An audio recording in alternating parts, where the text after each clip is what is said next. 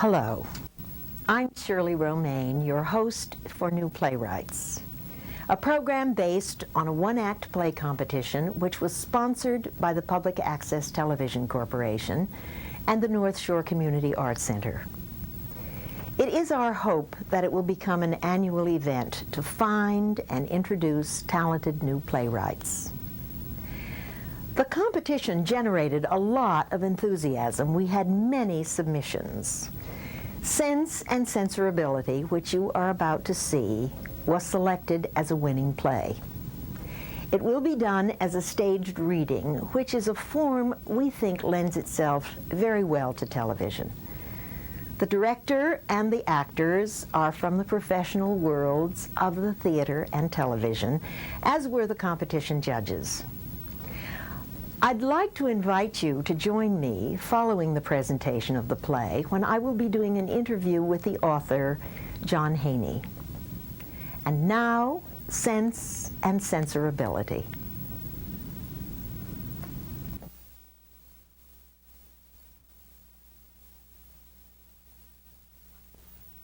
Sense and Censorability by John B. Haney. Characters: Avis Bright, a painter, day job, chamber music ensemble administrator. Jonathan Berman, a painter, day job lawyer. Agnes Kingsley, library arts exhibits coordinator. Place: the multi-purpose room of a local library. Time: Saturday morning, the present. Avis is waiting with her paintings. Jonathan enters carrying several paintings. Avis, you're here already. Hi. What are you doing? Staking out the best wall space? No, I just wanted to see how the light works. It looks like they just have overheads, no tracks. This space has the charm of a Greyhound waiting room, but does draw people. Fortunately for painters, the walls are for art. Should we have brought our own molding hangers? Yeah, Mrs. Kingsley told me she was going to have all that stuff. I think she has it all locked up. You haven't seen it? I haven't seen anyone except the staff running around upstairs. She said we meet at 9 o'clock. It's past that. I know, I'm late. Surprise, surprise. I'm sorry about that. Getting the show together was a lot more than I figured on. You know, I really appreciate your agreeing on such short notice to share the show. Mrs. Kingsley was impressed with the slides you sent. She gave her okay immediately. Those were older pieces that I happen to have slides of. I thought I'd bring some of my newer work to show. Your work may overshadow mine. I doubt it. But it would have felt foolish to leave good sections of the walls blank. You really should spend more time at painting. Day job. I know.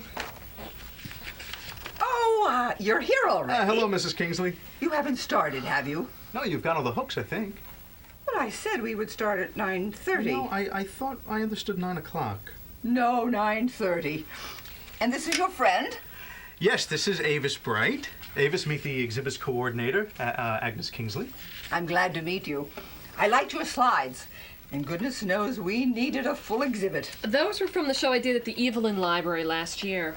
Oh, Quinnesset isn't Evelyn. I'm glad to get the chance to show some of my new work. Oh? Well, this is going to be a good show. But first we have to figure out what goes where. Where are the hooks? Well, I've seen all of Mr. Berman's work, but Miss Bright, you're telling me you brought pieces that have not had prior approval? My new work. That's what I really want to show. Are you an artist, Mrs. Kingsley? Oh, I know artists. Well, let's get the hooks out.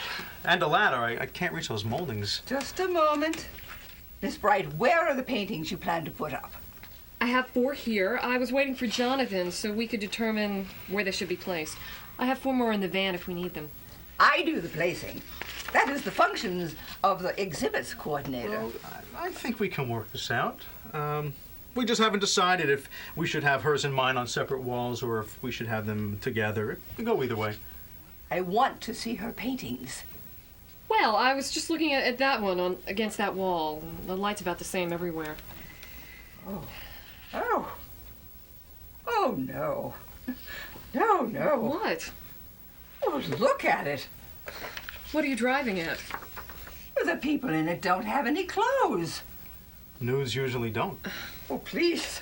I'm sorry. I don't think you know this community. We can't have this at all. I don't see what's the matter. I told you, they're nudes. Well, they're more figurative elements. They're not like the paintings of Philip Pearlstein or the photos of Lee Friedlander. But this is the library. Libraries do not allow nudes. Mercy's sake. Seen nudes in library exhibits. This is the Knesset Library. This is different. We simply do not allow nudes in our art exhibits. It's settled. I have to tell you, Mrs. Kingsley, that I don't remember seeing anything about that in the materials that you sent me. It didn't have to be in there. It's policy. An unwritten policy. Well, it stands to reason that if a policy is unwritten, you create problems if you want everyone to know about it.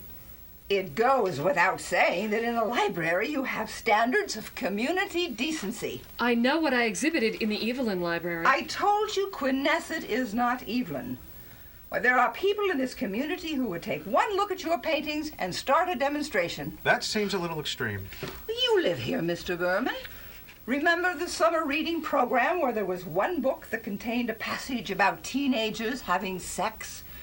Residents stormed into the trustees' meeting looking for blood. I remember the reading program coordinator got fired. I see why you're worried. You can't reason with them. They won't hear of it. Now, I don't personally have objections if the art is in the proper context, but in Knesset, it is out of the question. You know, a strict application of that policy would rule out the Venus de Milo. And Michelangelo's David. He would have to stay outside in the cold. That's not going to work, young lady. Do you have anything in your collection that we can put up? They're not all nudes, are they? That ducks the issue. As an artist, I take offense at that attitude. An exhibition in this library is a privilege, not a right. There's more to it than that. This is beginning to look like a classic case of censorship. Oh, don't cry censorship. When an artist runs into difficulty, that's the first tack they take. I am a coordinator, not a censor. Coordination is saying that this picture can go on that wall and that one cannot go on top of it. Censorship is saying that picture cannot go up at all. That is just what I'm hearing. Well, we have had this policy for a long time. Well, has it ever been challenged? It has been understood. Look, I'm a lawyer. That's my day job. Art is no way to make a living. And as a lawyer, I would say that you have created a public forum here. This is a public library supported by taxes. And the taxpayers of this community have made it perfectly clear. They don't want objectionable material right out in plain sight for the children to gawk at in their library. I don't think a court would see it that way. Once you open a regular exhibition area for art, then you don't censor art on the basis of content. Well, the president of our board of trustees is a lawyer, too. And what does he say? He's behind it all the way. I think, yes, I am going to give Mr. Nolan a call. Now, don't you put up anything until I get back. Is she serious? She's not a big kidder. Well, I know Carl Nolan, he's a jerk. But he does a lot of work in this community, and he isn't someone that you cross easily. What are you saying? I'm saying that the library is his sandbox. And if you hook up with the library, then you play by his rules. Enough people in this community think the same way, so they elect him head trustee. It's a perfect match. This is outrageous. Can he get away with it? This policy wouldn't withstand the challenge in court. But who's going to go to court? Well, we can. Wait a minute. You can make the case. No. I love art, but this is my avocation. I make my living when people in this community need a lawyer. And there are plenty of lawyers for them to choose from. I want them to choose me. So? Davis, I want this exhibition. I want people to say, isn't Jonathan Berman nice? He's a lawyer and he paints. Oh, God. That's what this is to you. Publicity. Favorable publicity. And a lawsuit. Bad publicity. I don't believe this. My work deserves to be shown. I've earned it. Oh, come on. You have things you can show. I know that. I know what I want to exhibit. More to the point, I don't want them to get away with Well, this. in that case, you're on your own. I don't want anything to bollocks up this exhibition. I've invited some very important people to this reception. You make me sick. Look, I just have to keep my priorities straight. What about principles? I can argue either side. I just spoke with Mr. Nolan. The rule is definitely library policy. He has directed me to stop any nude pictures from any exhibition in this library. Jonathan says he doesn't have a legal leg to stand on. I am not going to get mixed up in a big fuss over this. Are you going to cave in just like that? Look, it's not worth a big fuss. Come on, put up your other stuff. You are going to cave in. Well, I'm not. You are not going to put those pictures up. I don't see what the argument is about. This is a direct denial of my artistic freedom, of my rights. It's about censorship. Oh, there you go with that word again. If you don't like it, don't do it. Jonathan, I'm appalled. You can put up your work and let everybody see the blank spaces that you didn't have time to fill because you were too busy with your day job, lawyering, and catering to the prejudicial people in this community. I'm sorry to see you upset. But if the pictures were to be shown, there would be a far greater upset. And Jonathan knows this community. There is no need to go out of your way to cause trouble. I'm leaving. This community is still part of the United States, and I believe the First Amendment applies here as well as elsewhere. Davis, if you knew the complications This of bringing is something... wrong on the face of it, and I am going to make it right. You are on your own. So be it. This is not the end. You'll see. Well, do you need help with your paintings? I don't need your help carrying the paintings out. I need your help getting them up on the walls. You don't get it, do you?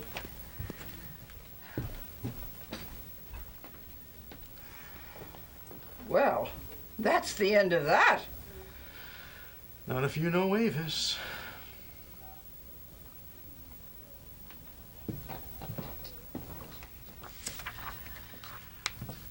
Well, as I predicted, that was not the end of it. Avis wrote a lot of letters to the board, but it was turned down at every step. Then she got a civil liberties lawyer to take her case, and it went to federal court. The judge was a conservative Republican who happened to believe in the Constitution. Here are some of the excerpts he wrote in his opinion. The First Amendment encompasses a freedom of expression that extends well beyond mere spoken or written words. And the Constitution protects the right of individuals to communicate their opinions and ideas irrespective of the chosen method of expression. Here's another one. The power of the government to regulate matters of pure speech is sharply circumscribed. The parties, both the library and the artist, agree that the library's rule against the display of nudity constitutes state action. And they further agree that the nudity depicted in the paintings is fairly innocuous. Here's another one. Because the community room of the public library has long been open for the display of art, this facility has become a limited public forum for artistic expression of virtually any subject matter. So the library may not now restrict an artist's chosen method of expression under the rubric of forum limitations. And finally, this artist's work falls comfortably within the genre of speech permitted at the library. Therefore, the library's policy impermissibly seeks to regulate the content and message of the artist's protected expression. The ban is an unconstitutional interference with the artist's First Amendment rights. So, the result was that Avis got her one-woman show in the library with a promotion and the full treatment and reception. And the community did not fall apart. But all that didn't have an effect on the people who run the library. Their mindset remains exactly as it was. Not that there hasn't been any change. The unwritten no nudes policy is now a written one.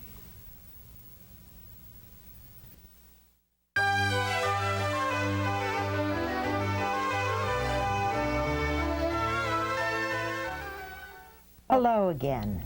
I'm here with John Haney.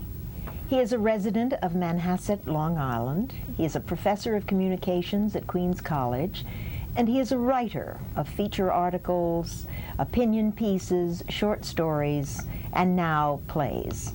He is the author of Sense and Censorability, the play you just saw, and I hope you enjoyed. John, I'm curious. Where did this play come from? Is it based on a true event?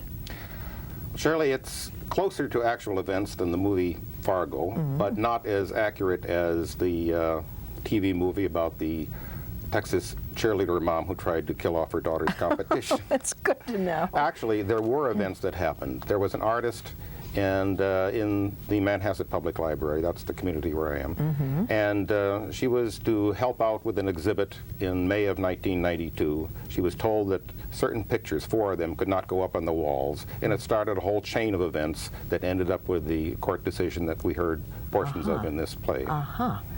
But you say that the situation is real. I think in a preamble, I read the play, I think you say that the situation is real, the characters are fictitious. The characters are fictitious, they're inventions, because I wanted to concentrate on what happened rather than the people who were involved. So I invented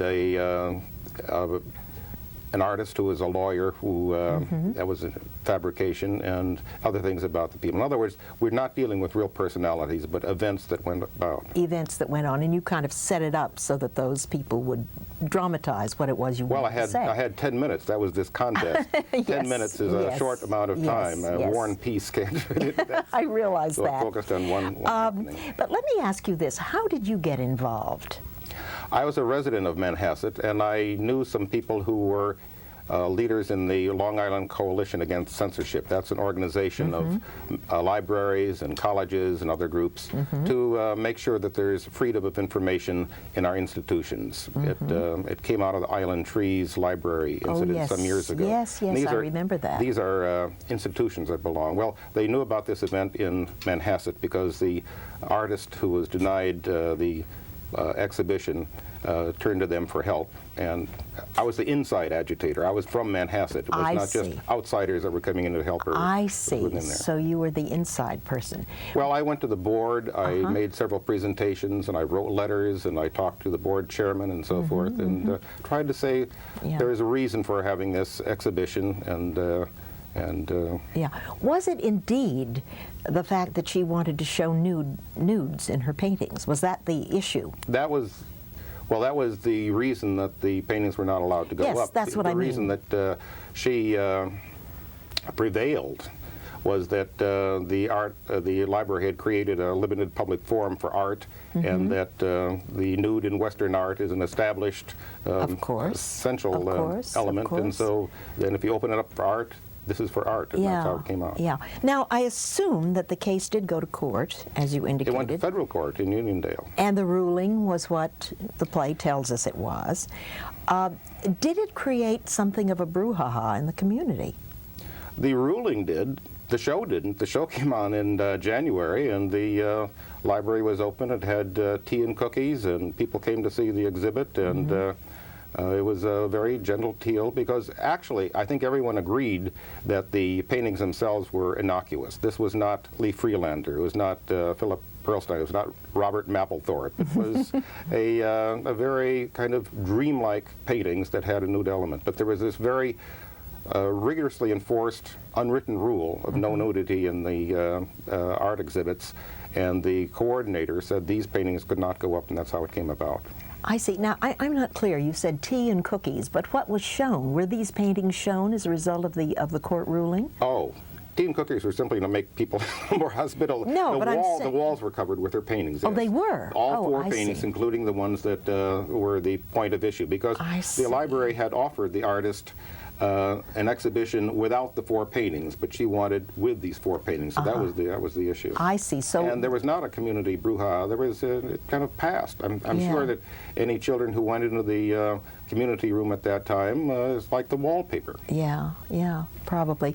Well, now what is the situation in the library now? I mean, is it, did you make a point? Is it a different environment? I had made a point several times in the letters and in the presentation that I made that they should have an artist, an advisory committee on art, so that they would be able to get a broad community input. Rather than just a single person who was making those decisions. And I was talking to the librarian recently, and yes, there is a advisory committee, but the rule now is that the library, and this again is an unwritten rule, the paintings cannot have any nudity or violence or be macabre. So it's been kind of expanded to things that can't go up, and the Citizens Advisory Committee, the Art Advisory Committee, has to look at every painting before it is put up. Really? Every painting. In other words, it's not just that the artist is qualified for an exhibit, because many times, as you know, art exhibits are contracted for long in advance. And if the artist does something in the interim, they would like to get that up. Normally, artists displays their most recent work in there. But right now they say that everything has to be approved by the Arts Committee. Every work has to be seen. You know, they must be very busy, because I know that library very well. They have an art exhibit about every month? About every month. And you know, it covers the whole community room. That's a lot of painting. So they have to see every single painting This is what I that is shown on understand. the Oh, well, wall. they see a slide of it. So that they know what is going to be there. And I asked the librarian, what happens if a person has a painting that was not in the original group, then it has to be approved at that point. So in other words, that is censorship, really. Coordination, as they say, is deciding that that painting can't go on top of this painting or something. Censorship is saying that painting can't go up, and that's what the Long Island Coalition was fighting against. That's the real issue. I see, but there's no contest now. I mean, you won your case, but the facts on the ground are what they are. It's almost as if the library said, we'll take this body blow of the exhibit and then pretend it never happened. It's back to where it was. You know, I'm really surprised, because they do very good programming at that library. It's an excellent library. They do very good arts programming. I just went to something there on, a current exhibition at the Museum of Modern Art. Whenever there's a major show at one of the museums, you know, Cézanne, Picasso, whatever, they always have somebody come and talk about it with slides, and I'm sure, although I wasn't looking, that there are nudes in those slides. I think the point is this. I think the point is that the community room is a multifunctional room there in Manhasset, and that art is on the walls and all the other activities take place. And I think the point they make is that they're trying to protect children. I see. And they cannot separate works for children for other works. But that raises an interesting point, because art is more than simply those things that can be shown to children. It's like the internet, where they have problems with children accessing things. So there needs to be a way of having adults have full access to the information on the net, as well as not having children stumble across things that would be inappropriate. Now, the play that we just saw, the ending of it is different than the ending that you originally wrote. Will you tell us about that? Well, I think wiser heads prevailed there. I wanted something a little funny in the play, because it's a pretty grim play, grim play. And actually, it's only one scene of what might be a longer play, because it simply sets it up. I wanted the lawyer, the young person who had the original art exhibit, and he was very opportunistic in this. As long as he was giving the epilogue, turning to the camera, talking, to say, if you've been injured in an accident or harmed in some other way through somebody's negligence, you may be entitled to a large cash award. But that went by the by. I see these people come on the television program and say something.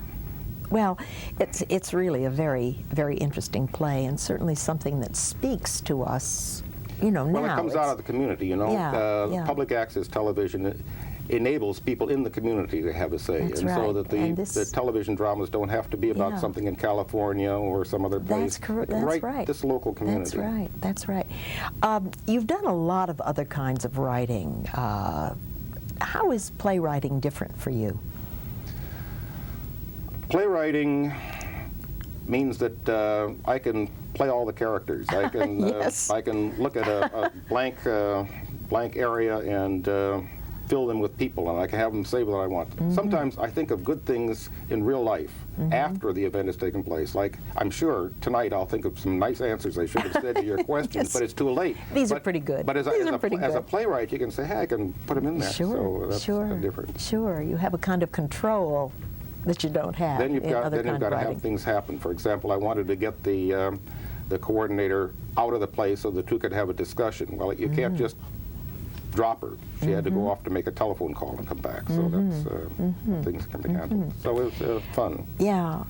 Let me ask you this. Is there a new play in the works? Are you working on something at the moment? I'm now working on converting a short story into a play Into a because play. it has. I did one play previous to this, Yes. and I like the idea of new playwrights rather than old professors. It's a better program to be on. I did a play in 1993. It was at the Village Gate, just before it closed, but. And that was a romantic comedy, a one-act romantic comedy. And now you're adapting a short story. So it sounds like maybe you're hooked on the idea of writing plays.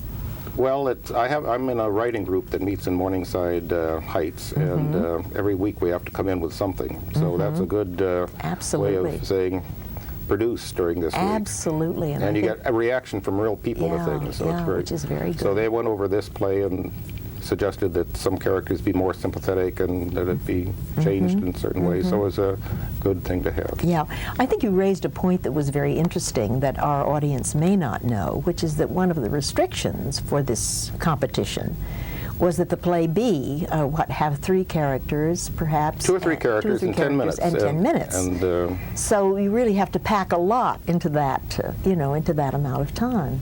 And of course, I think you did a really it was a challenge. And very, it was a very fun good thing job. to do. Yeah. I want to thank you and congratulate you, John, on your award-winning play. Thank you, Zerby. And I have really enjoyed talking with you. And thank you for joining us for New Playwrights.